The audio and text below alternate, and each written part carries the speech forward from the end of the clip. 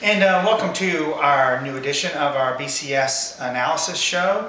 We're going to talk about the big games last Saturday, what effect that had on the BCS top 10, and even look forward a little bit towards the national title game and some of the other BCS bowls, what those ramifications, what all that all means.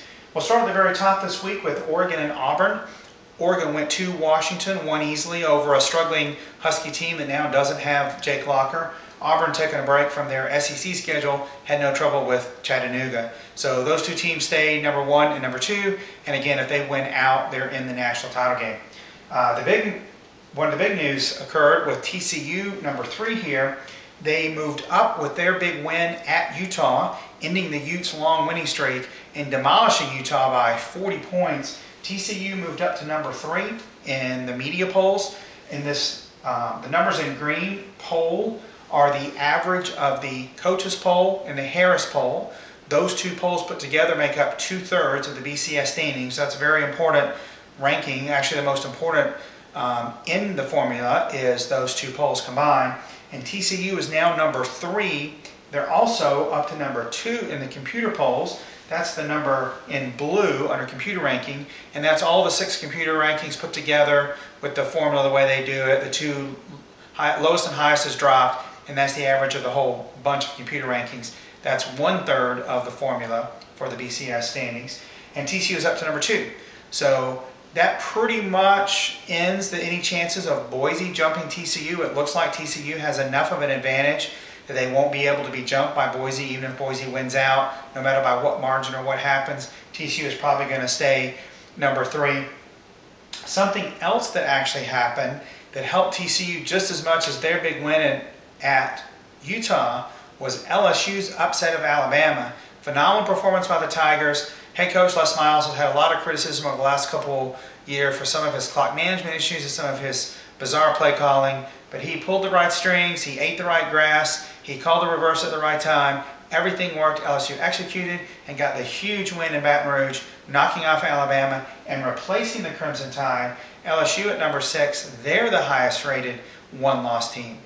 But LSU can't get to the SEC championship game. They're 2 games behind Auburn. It's very unlikely Auburn's going to lose twice, although Auburn might lose once. It's very unlikely Auburn's going to lose twice. And although there's no rule preventing a team that doesn't win their conference to get into the 1 or 2 spot in the BCS national title game, given what's happened back in the early 2000s, it's very unlikely that the voters are going to put a team in at number 1 or number 2 that didn't even win their own conference. And LSU can't get there unless Auburn loses twice. So that actually helps TCU. And if something were to happen, TCU helps Boise in holding off the one-loss team, the fact that it wasn't Alabama. As you go a little bit further down the list, we see Stanford here at number 6. They had a great quality win and beating Arizona fairly easily. Arizona came in with a really good defense, and Stanford paid no attention to that and still played well offensively. What's interesting about Stanford is you would think with their ranking so high, okay, maybe they're not going to make the national title game, but surely they're going to be in a BCS bowl. Well, actually, the Rose Bowl has an odd agreement this year, or actually for the next few years, that the first time their host team gets taken by the national title game, they've agreed to take the highest rated non-automatic qualifier, at least when they meet those requirements. Well, what that means is, there's a lot of ifs there, but what that means is if Oregon and Auburn make the national title game, that means the Rose loses the Pac-10 champion to the national title game and would replace that team with TCU, who's the highest ranked non-automatic qualifier, and yet does qualify. Then they're likely to take the Big Ten champion, which odds are is going to be Wisconsin. Wisconsin has already defeated Ohio State, has already defeated Iowa, and doesn't have that many tough games remaining. So it's likely that they'll certainly could win the Big Ten, although there's still other things that can go on, and there's even could be a multi-way tiebreaker. But the Rose Bowl would take Wisconsin. That would leave Stanford to be fending on its own for just an at-large bid somewhere else, which they could get. But in the huge showdown game last weekend against Arizona, Stanford only drew 45,000. So if you're the Orange Bowl or Fiesta Bowl or whomever looking at at-large teams, that is not a good sign that in this one of the biggest games in the history of the university, you're not drawing very well. So that's a negative for Stanford. Stanford could end up falling. Stanford could be 5 or 6 in the BCS and in the Alamo Bowl. As we go further down, we talked about Wisconsin still in the mix for the Big Ten title. What's interesting about Wisconsin and Ohio State, you'll notice that their poll rankings 5 and 7 are much worse than their computer rankings 10 and 15. Yes, that's correct. Ohio State is 15th in the computer rankings. The reason for that, this final number in red is the strength of schedule. Ohio State has the 68th rated strength of schedule so far. Wisconsin at 67 means that Ohio State and Wisconsin have about the same strength of schedule as Boise.